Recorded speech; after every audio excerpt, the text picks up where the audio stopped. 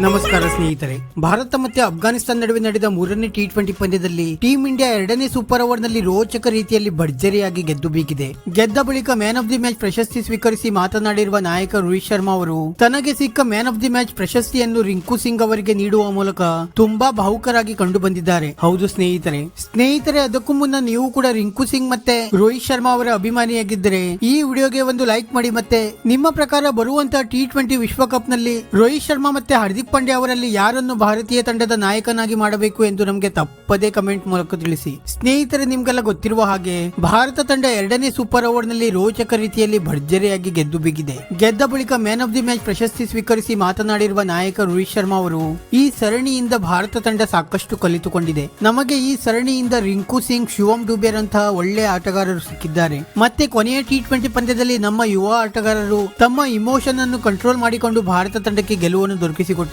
ಅದರಲ್ಲೂ ರಿಂಕು ಸಿಂಗ್ ಮತ್ತೆ ರವಿ ಬಿಷ್ಣೋಯ್ ಅವರ ಆಟಕ್ಕೆ ಒಂದು ಮೆಚ್ಚುಗೆ ವ್ಯಕ್ತಪಡಿಸಲೇಬೇಕು. ರವಿ ಬಿಷ್ಣೋಯ್ ಅವರು ಈ ಬ್ಯಾಟಿಂಗ್ ಪಿಚ್ ನಲ್ಲಿಯೂ ಕೂಡ ಅದ್ಭುತ ರೀತಿಯಲ್ಲಿ ಬೌಲಿಂಗ್ ಮಾಡಿದ್ದಾರೆ.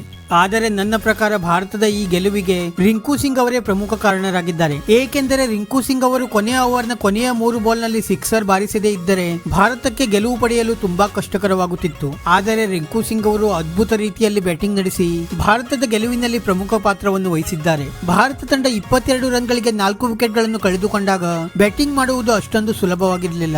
ಆದರೆ ನನ್ನ ಜೊತೆ ನಿರೀಕ್ಷೆಗೂ ಮೀರಿ ಅದ್ಭುತ ಜೊತೆಯಾಟ ನಡೆಸಿದ ರಿಂಕು ಸಿಂಗ್ ಅವರು ಟೀಂ ಇಂಡಿಯಾದ ಹೊಸ ಮ್ಯಾಚ್ ಫಿನಿಷರ್ ಆಗಿ ರೂಪುಗೊಳ್ಳುತ್ತಿದ್ದಾರೆ. ರಿಂಕು ಸಿಂಗ್ ಅವರ ಆಟಕ್ಕೆ ಒಂದು ನಿಜವಾಗಿಯೂ ಕೂಡ ಮೆಚ್ಚುಗೆ ವ್ಯಕ್ತಪಡಿಸಲೇಬೇಕು. ಆದ್ದರಿಂದ ಮ್ಯಾನ್ ಆಫ್ ದಿ ಮ್ಯಾಚ್ ಪ್ರಶಸ್ತಿಯ ಅಸಲಿ ಹಕ್ಕುದಾರ ರಿಂಕು ಸಿಂಗ್ ಅವರೇ ಆಗಿದ್ದಾರೆ. ಇದನ್ನು ನಿಜವಾಗಿಯೂ ಕೂಡ ಅವರಿಗೆ ಕೊಡಬೇಕು.